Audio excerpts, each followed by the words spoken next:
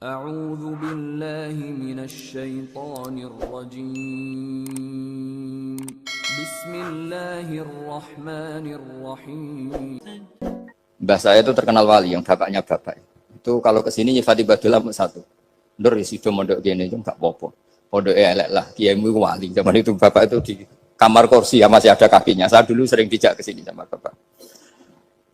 Jadi mbah saya itu terkenal wali dulu. Jadi mbah saya itu tirakat terus sampai kapundhut itu poso terus. Kebetulan cucunya agak niru.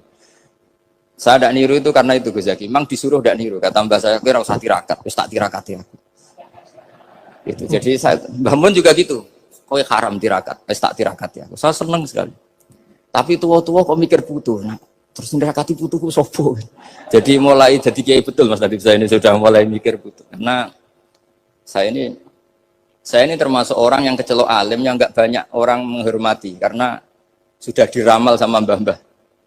Di dulu mbah saya Mbah Nur Sam itu kakak saya itu SMP SMA, kakak saya yang kedua juga SMP SMA. Mbah saya itu Mbah Nur Sam itu yang nganterkan bapak ketika mondok sini itu, yang ikrar karo Badullah wali Mbah Nur Sam itu, ahli tirakat, ahli puasa. Itu bilang, Nur, anak sing iki aja pondok, aja sekolahno. Sumben sing ngalim ku anak sing iki. Ketika saya hampir tamat SD sama mbah saya Tuban, mbah saya Narukan juga di Sabdo begitu. Singkat cerita saya mondok sarang. Mondok sarang pertama langsung dikenal Mbah Mun, wong anak kiai jadi langsung dikenal. Didoni macam-macam terus jadi wong alim juga ada yang ngelem. Biasa aja untuk dongane wong sepuh-sepuh. Ya sebenarnya agak kecewa ya, saya inginnya kan dianggap prestasi gitu, ternyata dianggap doanya orang-orang sepuh. Ya, makanya kula niki mriki ya rodok ya syukurlah sama Bang Mutamakin sama semuanya karena tadi kenapa saya harus cerita ini. Quran sendiri mengakui bahwa orang soleh itu diantara aturannya adalah dzurriyyatam ba'duha min ba'd. Meskipun Allah bisa bikin orang soleh dari mana saja, tapi yang legitimit itu memang dzurriyyatam ba'duha min ba'd. Dan kata dzurriyyah itu tasmalu auladal inas, kata Ibnu Hajar al-Asqalani, memasukkan turunan yang dari ibu. Meskipun tentu secara wali nikah atau secara disiplin nasab dari ibu itu tidak ngefek. Tapi dari segi fa'innal irqadassas, bahwa sistem tubuh kita itu tetap ada gen dari seorang apa? Ibu. Sehingga banyak ulama tafsir mengatakan dzurriyyah itu tasmalu auladal inas. Dzurriyyah itu memasukkan turunan dari apa? Ibu. Bapak saya itu nasabnya nasab wali. Jadi mbah-mbahnya itu suka tirakat, suka. Ibu itu nasab kiai. Jadi kalau bapak wiridan itu, kalau istiqomah itu disalahkan sama keluarga ibu. Istiqomah itu salah. Karena ijabu malam yajib, mewajibkan sesuatu yang tidak wajib. Itu masalah secara ilmiah. Mbah Mun itu sering kritik, kalau ada pondok kok wajib puasa, wajib merawat itu sering kritik. Itu secara fikih bahaya. Ijabu malam yajib, mewajibkan sesuatu yang tidak wajib. Dan itu kriminal dalam bab fikih. Betul itu, sama cari di Sulam Taufik, babnya itu ngeri, ijabu malam yajib itu tidak dihitung minal kabair. Dicari sendiri itu di bab Sulam Taufik, tidak perlu saya sebut, itu parah betul malah cara menvonis Abdullah bin Husain bin Thohir di Sulam Taufik. Ijabu malam yajib. Tapi pondok-pondok yang tirakat tidak kurang dalih. Niki boten majibaken, ngelatih. Boten majibaken tapi napa? Nah, silsilah dari keluarga ibu itu suka ilmu. Sehingga Abdullah bin Mas'ud itu tiap hari itu mensweeping orang yang sering duha. Kalau ada orang duha istiqomah itu disweeping. Awas, harus seminggu sekali, nggak boleh tiap hari. Masa sholat fardu kamu saingi sholat duha? Nggak boleh, fardu tersaingi. Itu Abdullah bin masyhur, sama cari di Al-Hunjah itu. Sayyidah Aisyah kalau ada orang duha tiap hari dimarahin. Dan itu secara konstitusi ilmu benar karena Nabi Qiyamul Lail Ramadan itu hanya 4 hari yang dipandu. Lainnya itu enggak. Khasyata ayyufradu alaihim, kalau dalam sahih takut dianggap fardu. Akhirnya istiqomah itu masalah di keluarga saya yang dari ibu. Nah, kebetulan kita ini suka ada istiqomah, akhirnya ya seperti ini. Tapi ini ilmu harus kita bicarakan. Tapi yang istiqomah Bapak itu pengagum Badullah. Bapak itu suka sama istiqomah karena punya guru dulu Kiai Zubaidi istiqomah, Badullah istiqomah. Tapi jangan kira Badullah itu hanya istiqomah. Saya punya sanad banyak, mungkin Gus Zaki lebih tahu. Sering saya diceritakan Bapak. Badullah itu anak ambek wong fasih nemen-nemen itu rapati cocok. Senajan to majibno fasih. Tak takoki iki ngopo. Engko nek kefasean darani wong awam untuk ganjaran. Mergo macane Quran gak fase. Padahal untuk ganjaran mergo seneng Quran. Jadi terus tak takoki Bapak, niku saged damel syariat mboten? Ya ora kenek, pokoke ngono. Jadi gue ngekrori. Artinya beliau ndak ingin lah. Gara-gara kita terlalu pakem tajwid, kemudian menganggap siapa saja baca Quran salah, kemudian tidak dapat pahala. Bisa saja hamalahum ala ayakra'ul Qur'an apa mahabbatuhum wa iskuhum wa kada wa kada. Jadi akhirnya saya jadi tahu. Oke, secara makhraj salah, tapi iseknya benar, mahabbahnya benar, brontonya benar. Jadi sebetulnya Abdullah itu punya sekian makalah tentang ilmu. Hikam juga gitu. Nur nak cah santri ngaji Ihya itu jauh oleh, tapi nak hikam mojo. Maksudnya beliau entah kalau setelah itu Abdullah itu melarang siapa saja santri ngaji hikam itu dilarangnya ada kelas tertentu untuk boleh ngaji hikam. Nah, kenapa saya cerita ini? Karena saya masih ingat betul di antara wasiatnya Mbah Mun itu. Pirroh sebab apa Fatihah kok ihdinas siratal mustaqim bukan siratoka tapi siratal ladzina an'amta alaihim. Dawe Mbah Mun fa inna Allaha ta'ala la ya'kul wa la yashrab wa la yanqih wa la kadza wa kadza. Allah itu enggak makan, enggak minum, enggak tidur. Sehingga kita enggak bisa niru Allah. Tapi yang makan tidur itu manusia. Sehingga kalau ingin dekat Allah ya niru siratal ladzina bukan siratoka.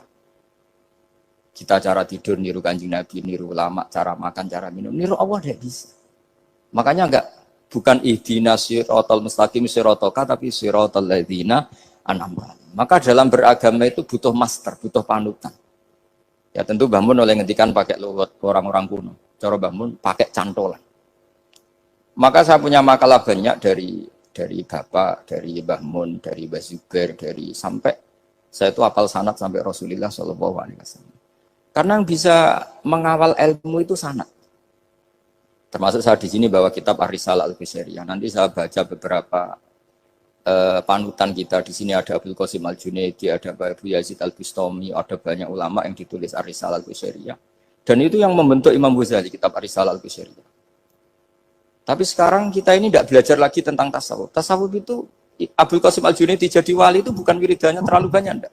Beliau pernah bikin satu kalimat yang menjadikan Allah itu ridho. Kalimatnya begini, kalau malam beliau wiridan gini, ya Allah, kenapa engkau ngasih rezeki saya? Padahal engkau tidak butuh saya. Kalimatnya sederhana. Kalau seorang majikan ngasih servis sama karyawannya, memang butuh pekerjaannya. Orang tua ke anak butuh kasih sayangnya. Tapi engkau ini zat yang tidak butuh saya, tidak butuh kita. Ngapain ngasih? Jadi punya sisi betapa Allah itu luar biasa. Wong tidak butuh kok. Ngasih itu kan luar biasa. Jadi karena mensifati seperti itu Allah itu ridho. Itu luar biasa. Normalnya orang memberi itu kan, apalagi orang memberi kiai itu kacau sekali. 1.000 jaluk swarga. Salam template 1 juta wae jaluk apa? Swarga itu parah lagi. Nanti kalau enggak masuk surga diundat-undat. Itu ngeri lagi itu. 1 juta minta apa? Surga. Sayyidina Ali itu diantara sebabnya beliau dekat Allah itu karena muamalahnya sama Allah itu benar. Di antara muamalah itu yang diriwayatkan di kitab Ar-Risalah Al-Qusairiyah adalah masyhur itu. Kafani izzan antakuna li rabban wa kafani fakhran an aku nalaka abdan. Tiap malam ya beritanya itu. Ya Allah, saya sungguh sangat mulia karena engkau yang jadi Tuhan.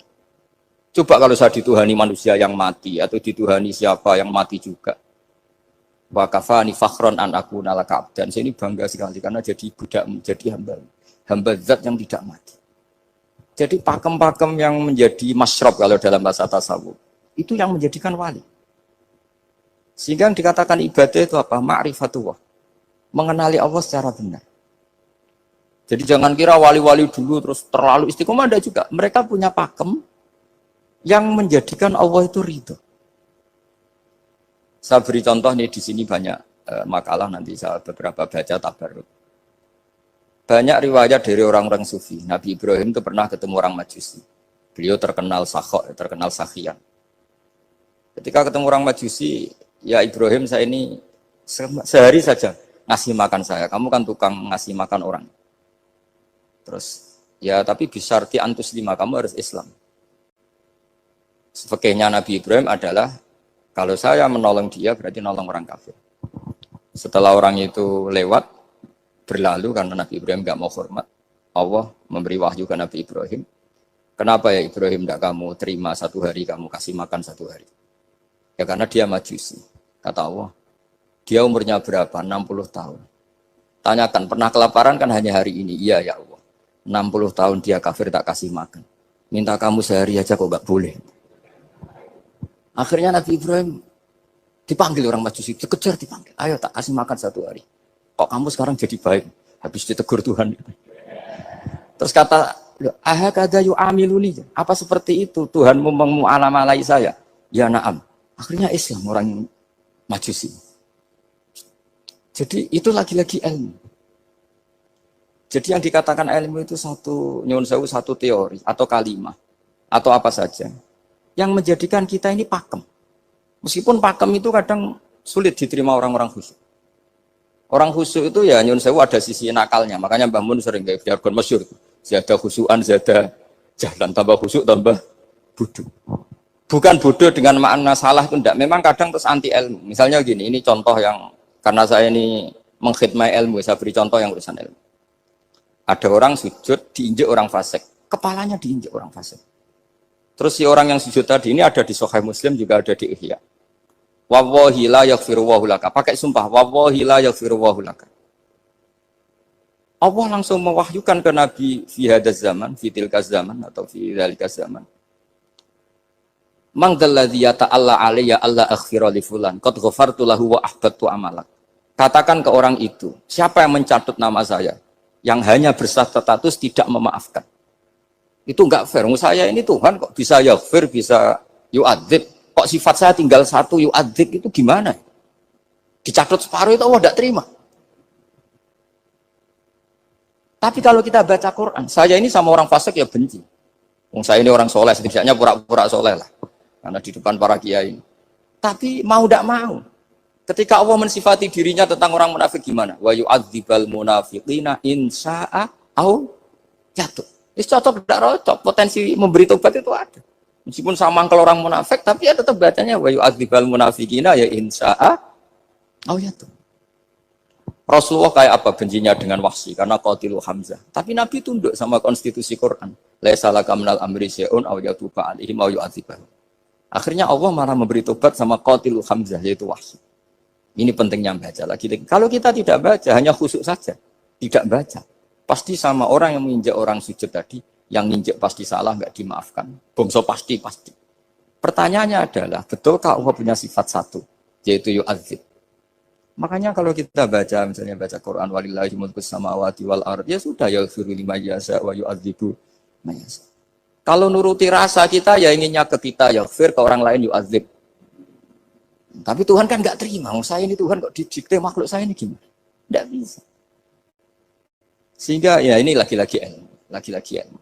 Makanya saya cocok nggak cocok itu suka baca. Saya suka sekali baca. Mulai ulama dulu, ulama modern, setengah dulu. Mulai ulama yang kedunian sampai setengah kedunian. Suka. Saya dulu tuh nggak suka uang. Karena saya memang tadi mbah saya dari bapak itu wali mas itu. Kalau tadi Mas Nadif jujur, mulai Mbah Soleh itu suka bully mertuanya, jadi saya alhamdulillah dia jujur. Jadi, Mbah Soleh itu menantunya Raden Asnawi, itu ya bully-bulian sama ini terus ditiru beliau ini. Itu nggak suka sebenarnya. Saya itu ya pokoknya tadi kalau orang daftar wali itu kan nggak suka sama. Karena mereka nangis ketika Allah ngendikan wa aqridu wa atau ayat-ayat anfiku atau orang baik disifati wa aqridu wa qardan hasanah. Itu hadal khitab li ahlil jibdi wasarwah. Ini khitab untuk orang kaya. Kalau isin Gusti jenengan nampen ngongkon infak kok kalau diinfaki. Jenengan nampen ngongkon ngamal kok kalau di ngamali. Jadi maka yuhibbunal mal, mereka tidak suka harta. Walakin liyana luladzatal khitab bil infak, dan itu harus kaya dulu untuk bisa infak. Jadi itu uniknya. Akhirnya saya Imam Sa'roni penting juga kaya. Jadi wali untuk suka harta itu nunggu diperintahkan Allah. Alhamdulillah kita enggak, sudah wali dulu karena sudah senang harta balik. Jadi kayaknya keren kita dibanding wali-wali itu. Artinya wali itu tahu pentingnya harta setelah jadi wali. Kita alhamdulillah mulai kecil sudah tahu pentingnya harta. Kayaknya kita lebih wali. Imam Syafi'i itu dulu gak suka sama orang kaya. Saya berkali-kali ceritain. Karena dia dididik Sufyan Ats-Tsauri, Sufyan bin Uyainah. Tapi ketika ketemu Imam Malik itu kaya raya. Meskipun dia hidupnya sederhana, tapi kaya raya. Pas beliau mau, Imam Syafi'i dia agak-agak sopan kalau sekarang tanya, setelah jenengan ilmu yang saya harus ambil siapa? Kata Imam Malik, yang sealim saya itu sudah meninggal Abu Hanifah, tapi muridnya masih, namanya Muhammad bin Hasan Asy-Syaibani. Kamu datang ke sana. Malam itu Imam Malik dikasih uang 500 dinar. Padahal 1 dinar itu 4,25 gram. Bisa dihitung berapa ratus juta. Terus paruhnya dikasihkan Imam Syafi'i. Nah, tidak kasangoni. Pagi-pagi diajak ke Baqi. Dulu Baqi itu ada kafilah rental unta. Mana kafilah yang mau ke Irak? Kita. Ya sudah, ini antar. Tak bayari. Diantar Imam Syafi'i. Diantar ke Imam Muhammad bin Hasan Asy-Syaibani di Irak. Itu ketemu Muhammad bin Hasan Asy-Syaibani pertama itu apa? Beliau itu kalau ngitung uang di meja. Emas-emasnya di meja, uangnya, dolar, semuanya di meja. Tambah kaget. Ini saya sama Imam Malik ingkar, ini malah lebih parah lagi. Kata Muhammad bin Hasan Asy-Syaibani, atak jabu min hadza. Kamu kagum dengan ini, merasa aneh? Iya. Ya sudah, ini tak kasihkan orang fasik. Tinggo demenan, tinggo judi. Jangan, jenengan saja. Kalau jenengan kan orang soleh dipakai kebaikan. Berarti orang soleh boleh kaya. Angsal-angsal. Semenjak itu Imam Syafi'i kebablasan. Sampai fatwa kiai fakir itu haram. Kiai bisa bikin rumah bagus, bikin rumah jelek, haram. Puasa al-Islam ya Allah wala yulah. Nah, lagi-lagi kebetulan kita sebelum ngaji Imam Syafi'i sudah seperti itu. Jadi ini justifikasi. Lagi-lagi itu ilmu. Saya ulang lagi-lagi itu ilmu. Akhirnya saya baca kitabnya Imam Sa'roni namanya Al-Minanul Kubro. Itu beliau cerita wa mimma manallahu alaihi. Kesannya kayak orang sombong. Tapi sebetulnya yang sopan itu yang sombong. Karena Imam Sa'roni kan bilang, kamu harus memaklumatkan diri kalau antum minal ulama il amilin. Kamu termasuk ulama yang amilin. Terus ditanya sama orang-orang, bagaimana kalau nyatanya enggak? Kamu tadi subuh sholat, iya saya sholat. Kamu tadi zuhur sholat, iya saya sholat. Kenapa ketika kamu maksiat ingat terus, ketika kamu taat tidak ingat? Berarti kamu anggap Allah itu menyesatkan kamu tok, tapi tidak pernah ngasih hidayah sama kamu. Pas delok rondo ning dalan kok maksiat, bar salat atau syukur, bar duhur atau syukur berasa. Berarti kan nyifati Allah, hari ini Allah ngasih saya maksiat. Sementara lupa kalau Allah ngasih salat duhur, salat asar, salat maghrib, salat. Oh sudah di situ al-Minanul Kubro, pokoknya orang itu soleh semua. Nah saya itu termasuk orang yang didikte oleh kitab, terbentuk oleh kitab Al-Minanul Kubro. Jadi di situ hidup itu enak semua. Makanya saya itu masih ingat dialeknya dua orang alim. Nggak perlu saya sebutkan, ini agak sensitif. Karena ceritanya itu ada anaknya kiai mau nyalek. Karena dia anaknya kiai tanya, Mbah, dalilnya nopo nanti yang kepingin jadi jabatan, mencari jabatan itu sah. Kalau yang jawab tak sebut nggak apa-apa namanya. Jawabnya Mbah Mun, oleh nggak apa-apa. Nabi Yusuf juga ada jabatan. Terus beliau baca, qalat alni ala khuzainil ardi inni khafifun alim. Nabi Yusuf juga ada jabatan ya Rabb. Di debat sama orang alim. Itu Nabi Yusuf, syariatnya itu mansukhah bi syariati Rasulullah Muhammad SAW. Setelah tamunya pulang, Mbah Mun dibantah gitu. Dari Mbah Mun gini bilang, anut kiai wae oleh pemenang anut Nabi. Sama ingat kalimatnya. Anut kiai wae oleh pemenang anut. Artinya Nabi Yusuf kan minta jabatan ij'alni ala khuzainil. Jadi akhirnya semenjak itu fikih-fikih ilmu tadi saya ulang lagi. Akhirnya saya cari, termasuk saya disuruh bangun. Saya golekno dalile nak wong soleh kok oleh jabat. Batinku, wong dalil kok diorder saya sempat. Ternyata saya cari-cari ya tadi am yahsudunan nasa alama atahum wa min fadlillah faqad ataina ala Ibrahim alkitab wal hikmata wa atainahum mulkan azim. Keluarga Nabi Ibrahim di antara sifat yang disebutkan Allah adalah dikasih mulkan azim. Sebab itu akhirnya kiai Indonesia itu mazhabnya Syafi'iyah semua. Politik ya kerso, jabat ya kerso, proposal ya kerso. Saya ini, maksud saya ini yang menyelamatkan ilmu. Kalau orang khusyuk pasti gedeng. Kiai kok gelem proposal, kiai kok para pejabat. Tapi orang ilmu setuju. Nah saya nggak tahu setujunya itu bawaan ilmu apa bawaan nafsu tadi itu yang mulai saya nggak tahu. Nah kalau saya kan bawaan ilmu, saya baca. Itu bedanya saya dengan Mas Nadif, jadi bawaan baca. Karena kemarin saya dibully habis-habisan di Kudus. Saya tidak punya kesempatan bicara di menantunya Neng Mu'ah. Wah ini kurang ajar betul orang ini kata saya. Tapi saya nyari sisi positifnya. Kalau saya dibully kan saya madlum. Orang madlum gampang jadi wali. Yang dia bully berarti zalim ya sudah berarti wali saya gitu. Nah supaya dia juga wali sekarang tak bully supaya impas gitu. Jadi ini nolong beliau. Jadi saya 22 hari itu kalau habis subuh ke rumah sakit, tapi kalau asar pulang ngajar. Ya begitu terus. Karena mbah-mbah saya itu sukanya ilmu Masya Allah. Karena ilmu itu penting. Apapun pakemnya para wali itu kalau diingatkan secara ilmu itu terus kayak runtuh. Saya berkali-kali mencontohkan. Dan itu valid, data itu valid. Sufyan bin Uyainah itu orangnya khusyuknya Masya Allah. Gurunya Imam Syafi'i, gurunya Imam Malik. Itu beliau menceritakan dalam kitab Khilyatul Auliya. Nabi Isa itu senangannya itu ceria sekali. Nabi Yahya itu senangannya bersemut, abusan, suka kayak takut akhirat, takut penyakit. Tapi bukan takut corona, enggak ya jelas. Saya akhir-akhir ini fatwa, sekarang jangan baca Uwais Al-Qarani, tapi Al-Qarni. Meskipun saya tahu ada yang baca Qarani di kitab-kitab, ada yang baca Qarni. Tapi sekarang wajib dibaca Al-Qarni sementara. Sekali dibaca Al-Qarani itu nisbatun ilah. Iya, jadi makanya ini untuk sementara dibaca, ngikuti yang baca Uwais Al-Qarni. Meskipun di sarah-sarah, apa bi fathir ra, wakila bi sukun, ya sudahlah sekarang harus ijma dulu Al-Qarni ya, karena kalau Al-Qarani itu akhirnya Nabi Isa ditegur sama Nabi Yahya. Mali aro kadohikan, ka'anna kata manumin makrillah. Saya melihat kamu kok suka tertawa, seakan-akan kamu merasa aman, tidak kena adabnya Allah.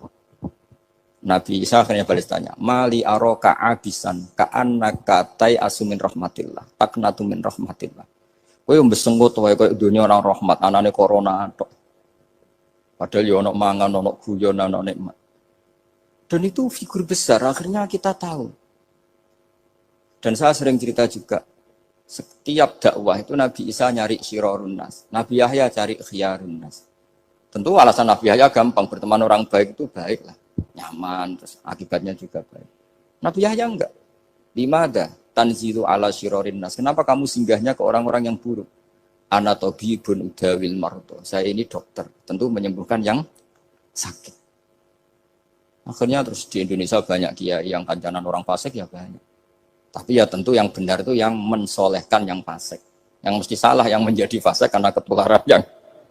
Tapi itu lagi-lagi apa? Ilmu yang bisa menjadikan kita percaya itu ilmu. Saya tuh suka sekali baca kitab yang berbeda. Saya sekarang baru belajar kitab orang-orang Hanafi. Orang-orang Maliki. Saya kemarin dikirimin hadiah oleh keluarga Pak Kures. Ada tanda tangannya Pak Kures dari Habib Ali, dari keluarga beliau.